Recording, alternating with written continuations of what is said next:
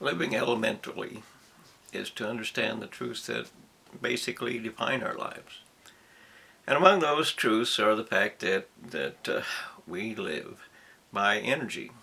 There's a force. It is not as Einstein created, which is just the formula for kinetic energy, with speed as a constant. That's the energy of motion, and it doesn't explain how motion exists. It just explains that motion does exist. So we have to search further back and search for the force that creates motion. And that is a fundamental of the laws that run in this universe. And there are two laws that govern that. One govern what we need to know. One is that energy pushes or creates heat and functions as the kinetic part of what we see. And the other is the opposite of that, which is pull, which balances the force of kinetic energy and keeps it in place. So those truths align with the fact that life does exist. It exists by thought. Your thought creates your life. If you did not think, you did not have a life. And there are, plants and bugs and things that actually have some degree or some tiny little bitty level of thought within them that allows for the living to go on, for the direction. Your computer, you have a robot, for instance, and without the software to run the robot just sits there. So, even you understand that an element of thought must exist for anything to make a movement other than it simply is in motion. So we know that, and we know that thought exists in truth. Doesn't exist outside of truth. Thought exists in truth. And we can compromise that by believing whatever you want to believe, which is a lie. Because what you want doesn't have to be the truth. It is your freedom to choose what you want to choose. So we have a level of thought and a level of purity to that thought that allows for truth to participate by law, and we have an allowance within that truth, within that thought, to create the function of want, which is to understand that if you want something that you would not otherwise get, people lie. Or if they want to hold something away from you that you would otherwise get, they lie. And of course, that ends with, believing that you want to, whatever you want to believe about the consequences of what you're doing. So the end result is, of course, that life begins with truth, or life begins with force, and force begins, or the control of force begins with thought, and the law of thought is truth. So we have three elements that make up the basic living environment that exists as the miracles of who and what we are. There is no such thing as evolution. Chaos doesn't create life. It just takes it away. So we know that miracles are the evidence of our truth, and thought is the evidence of our laws, if you accept them, and force is the reality of how we exist. Without force we don't exist. Without thought we are not free to make a choice, and without truth, we're just going to die. So we have all three of those. And one of the things that are important to understand is that life is a force. So you have a push, which is basically a male thing, and it describes us, as always on the move kind of thing. And then there's pull, which is basically a female thing. And each of those is completely different. They are not the same at all. And that means that that genders, or male and female, are not the same at all. And the spiritual world certainly bears that out. So what you do understand is that you, as a human being, are not the force of your own life. You are not. If you were, you would not die. And you do die, so we know that you are not the force of your life. The force of your life is either male or female, because you can't pick and choose what you want to be. It doesn't work that way. You are, force is a one-way direction, basically. You can't really turn that around. And of course, one, force that pushes is the opposite of a force that pulls. So they're not going to run into each other. But they do have a strong attraction for each other, and we revolve around each other's lives when things are going as nature would plan them to be.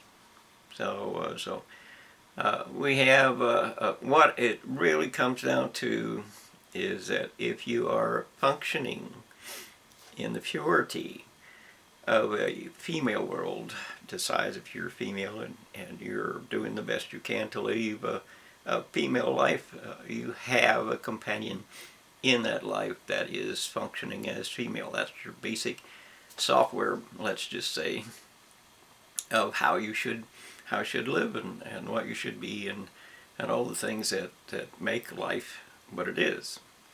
And the same is true male. If you're basically true to the male purpose of life or the male concepts of life and living, then you have an identity in male that joins you, and you're not isolated or alone in either of these situations. So that is where love, or the basis of the commodity called love, starts. It is a case of you are a part of the experience of life, and life is a part of the experience or expression of you, based upon your own desires. If you compromise that, if you destroy the basic purity of that truth, then the life that is associated with that leaves you, and that brings a heartache to you, because you're no longer the elevation of what you can be. You are the descent of what cannot be, because just want is not enough to survive. Neither is love. Love will not survive either. There has to be truth. So your truth is a decision of who you want to be, or who you are going to be by that truth. What you want, of course, is whatever you think you want, and that will not survive. So we have to understand or accept the idea that life can be different than just a body. The body is just time. It is there's supposedly, I think there is an adult male, supposedly 13 trillion cells or some such thing as that, and 5 times more bacteria or something in you. I mean, it is, what you see as a human body is not just a single entity, but a reality or a relationship of all kinds of things. It really is. It's a miracle of composition that is uncomprehendable. It's just too complicated. And your universities, of course, say that they can create something better. They can fix it all. They can wipe away every tear. But they cannot do that at all. And as with COVID, they cannot be trusted with anything. As with the end of currency reality, they can't be trusted with that either. They can't be trusted with government, as they've been replacing it with communism. They can't be trusted with democracy, as the courts have been corrupted. They can't be trusted with education, because they're created only a cult. They can't be trusted with university, because they're creating slaves and a cult of worshippers rather than people who understand the evidence. They don't present the evidence, as with COVID. They just say, believe, believe, believe, believe. We tell you to believe. Fear the cost of being wrong. Believe what we tell you, and obey whatever it is we tell you to do. Which, of course, ended up with the leaders becoming Nazis, and everybody being told to have you and your child vaccinated, whether it was experimental or not, didn't matter. They decided, not you. And that meant that they are God and you are not, and the evidence doesn't matter. But of course, the evidence is the only thing that matters. It is the only thing that matters, because the evidence will prove to the best we can what is or is not true. And what is truth decides what the future will be. What is truth decides what the consequences will be. And what is the understanding of wisdom will decide what the cost of being wrong is. So we have to understand the basic element of wisdom is to let truth decide. It's not to decide for yourself. It's not to listen to those who shout and scream, "Believe me." It has nothing to do with them. And if you compromise with fear, you're just going to end up losing terrible things. So you can't obey because you're simply told to obey. You have to know what is true. And of course, we don't know anything that is true because the media, which is, you basically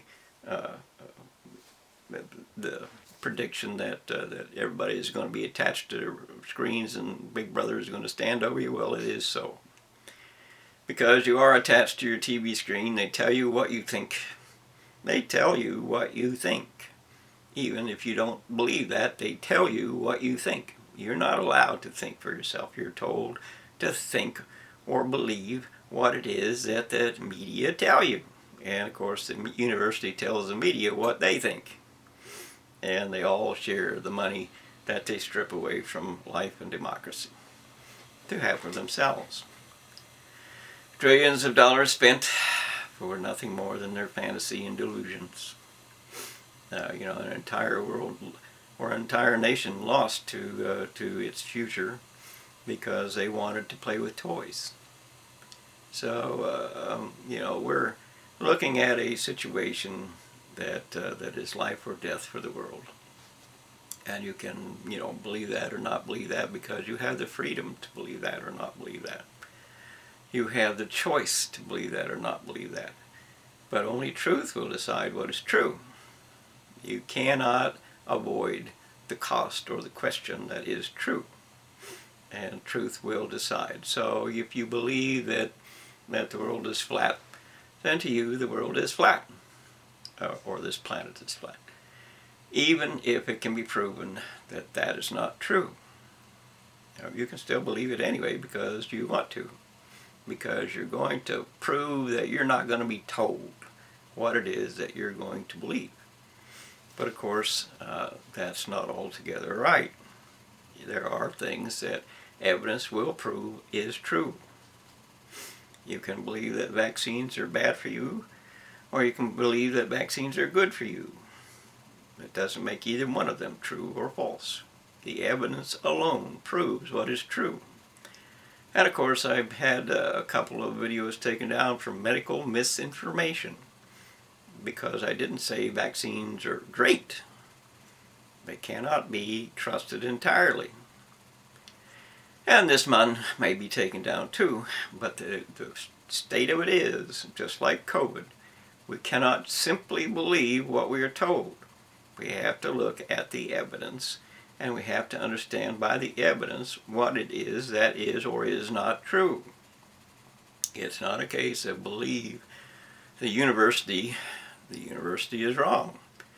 And of course, they cannot be more wrong than evolution, claiming to have created life. That's just absolutely false in so many ways. And they can't believe that they're going to create fusion and control the same fire here as is on the sun. They're going to incinerate us. Ignition is the end of life on Earth. And the only way you can prove that with absolute fact is to be incinerated. The only way you can prove that is to actually be incinerated. There's no going back. A million-mile-long flame cannot be extinguished, and it's not going to extinguish itself because the gravity comes from the fire. And that again returns to push and pull. And if you have a strong kinetic force pushing away, it takes a strong pull to keep it in place. And on and on and on it goes. That is where atomic energy comes from. It's the spin of a proton mass. It is a kinetic energy. And we know it's a kinetic energy because we see an atomic bomb that pushes things out once it's released. We see the effect of that kinetic energy in the mushroom cloud. And it's very strong, and that means the proton is moving very, very fast. And that means that the neutron is holding it in place, because if it was not holding it in place, it would just move out into space and be lost, and time would not exist. So, you have a lot of things to think about. If you can get past the idea that university is God, university is not God. They are the end of life for you, because they just don't know what they're doing. After all, they say evolution is what created life, and they can't be more wrong than that. Let them prove it. Let them